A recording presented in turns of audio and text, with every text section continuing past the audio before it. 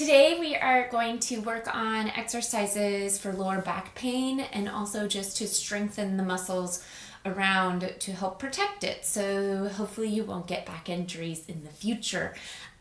Basically like strengthening our abs to protect our back. Okay, enough of that. Lay down.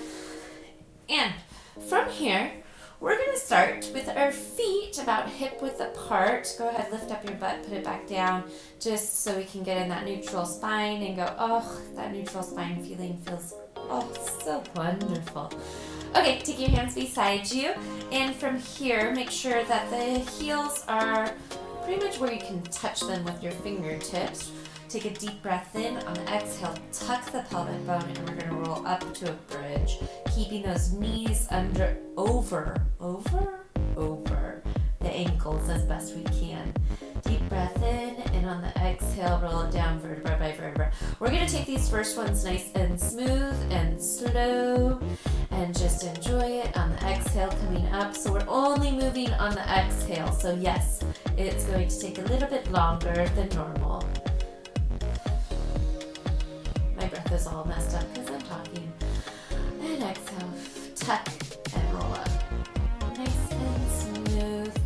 And you'll feel it in your glutes, your booty, your hamstrings, and your abs are working too. And let's roll it down.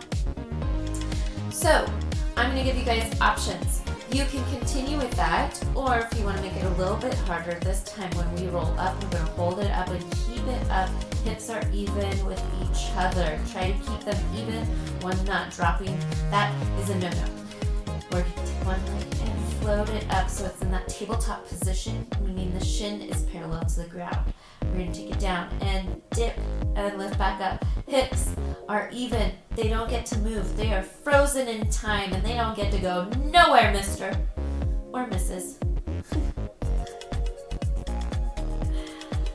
Great. And lift it back up. And just that little tap. Again, if you want, you can continue with the bridge rolling up and down. This is kind of up to you. And last one, lift it up, keep it up right there. We're going to float that leg down.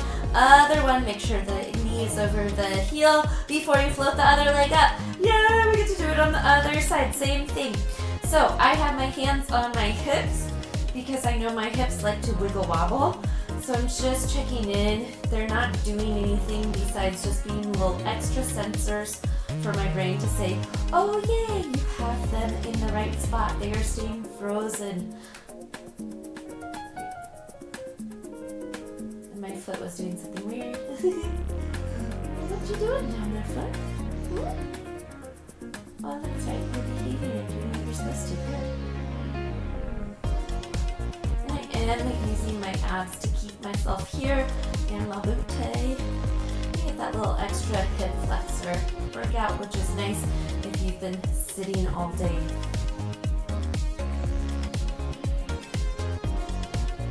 And go ahead, lower that leg down, deep breath in.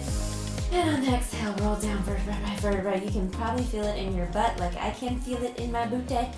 Great. And we want that nice neutral spine so you can lift your butt up, put it back down. And for this one, hands by the side, we're basically going to do what we were just doing. Floating one leg up to tabletop and lowering it down. Other leg floated up and lowering down. Great. Again, working that hip flexor. We're also keeping, again, the hips completely still. This body of mine, your body of yours is going to stay completely still. My legs are doing their thing. They're kind of doing whatever they want. And if you want to make it a little bit harder, float both of them up and take one down and lift back up. Now, if you're feeling uncontrollable, your abs are uncontrollable. Your abs aren't doing what you want them to do, which is stay completely still, then I would keep your feet on the floor. If you want to make it a little bit harder, look for your belly button, peel your shoulders, and now we're cinching the rib cage, so we're getting upper abs, lower abs, and hip flexors. We're almost done with this. We kind of get to take our time today. We really want to make sure we're taking care of our lower back and that We are working those muscles in the abs so that later when our back needs these guys to protect it, they are there.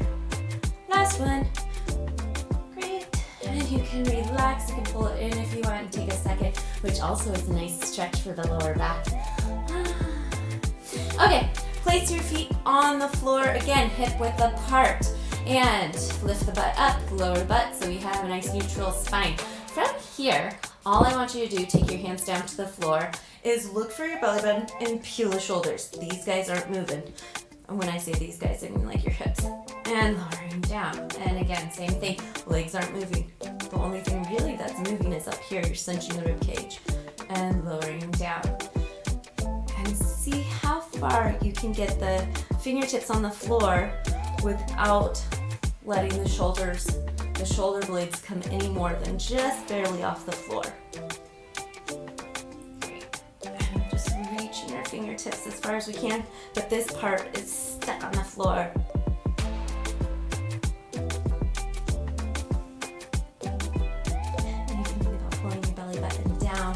So we still are working the lower abs. That's getting a little bit of a workout by staying still. Now, I personally don't like doing the hands behind your head. If that's your thing, you can do it. Just be careful not to pull on the neck. So, by keeping the hands on the floor, we're letting the effort come from here as opposed to pulling with our arms and hurting the neck. And one last one. Very nice. Bring it back in. From here, we're going to float the legs up to a tabletop position. This time they get to be glued together, nice and tight. Take the hands out to the side. I feel like I'm a robot sometimes, and my program gets jumbled. Hands out to the side like a T. Now from here, we're going to slowly float the legs down towards the side, keeping them still in that frozen tabletop position. Shoulders stay on the ground. Oops, hitting the couch. Only go as far as you feel like you can stay in control and that it feels good. And then bringing it back center. So we're helping that stabilize for our back so that we can protect it in the future. Taking it to the other side, going as far down. I have a little bit of an issue here, which actually it's being pretty good today. There it is. And it does not feel good when I go too far to the side with my knees. So I'm not gonna go very far on that side. But this side, except for the couch is in the way, I'll improvise a little, bring the heels in a little bit closer to my butt than I should.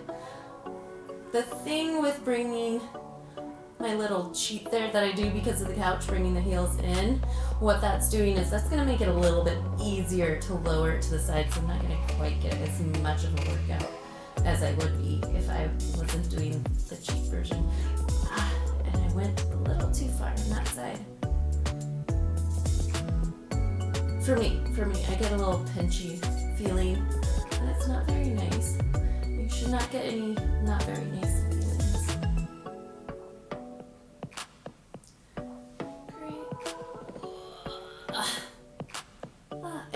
And you should feel your abs working.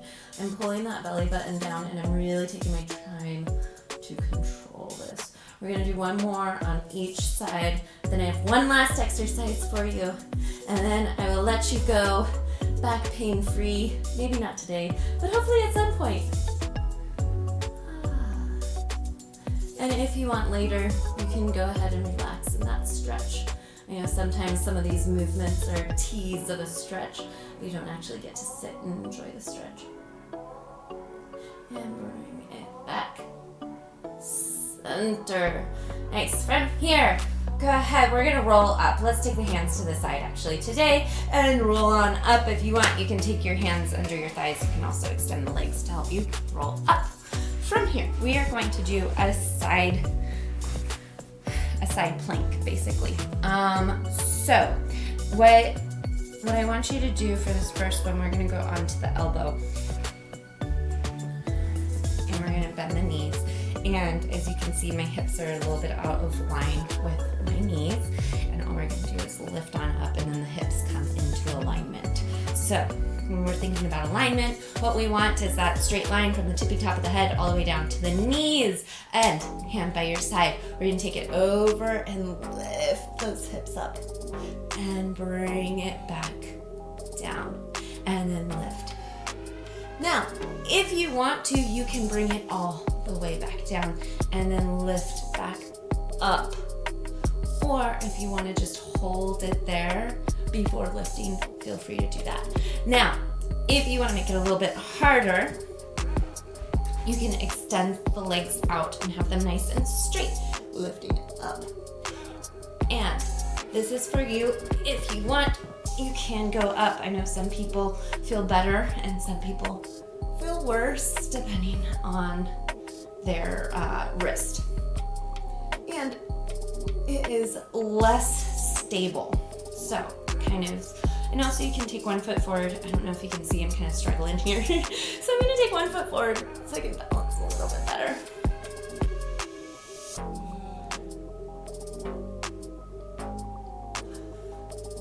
This is a good exercise, I always forget about this. And as you can see, I'm moving around because I'm noticing that I'm not quite aligned as I thought I was. So I'm just kind of checking in and making adjustments as needed. Let's go ahead and bring it down. Whew. We're gonna take it to the other side. I'm gonna start you guys on your knees. And for me, I'm gonna go hand up. Feel free to take it down to the elbow. We're just gonna lift it up and reach over, get that nice good stretch, and then bring it straight. And same thing, lift and bring it straight. If you want, feel free to make it harder. And you can do the stacking 1 foot on top of the other. I'm not going to because my balance is a little bit janky today. Just not quite where I want it. Where I don't feel comfortable having 1 foot on top of the other because I feel like today I might fall over. That's fine. Some days we're more on, some days, that sounded like moron. More on. That still sounds like moron. Some days we are more balanced than other days.